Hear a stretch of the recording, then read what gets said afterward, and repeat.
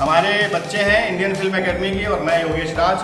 आज हमारे प्रिय सुपरस्टार जी खेसारी भैया का जन्मदिन है, तो आज इंडियन फिल्म एकेडमी में खेसारी भैया जी का जन्मदिन मनाया जा रहा है और हमारे सारे बच्चे खेसारी भैया को कुछ कहना चाहते हैं।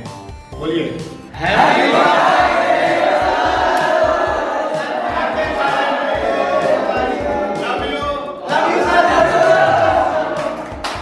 इंडियन फिल्म एकेडमी के सभी बच्चे आपको बहुत प्यार करते हैं और बस केक काटने का इंतजाम हो चुका है। सारे बच्चे मिलके केक काटेंगे। चलिए भाई केक काटिए। Happy birthday to you, happy birthday to you, happy birthday to you. ये केक हमारे खेसारी भैया की तरफ से कैमरा आगे लाइए। खेसारी भैया खाइए आप।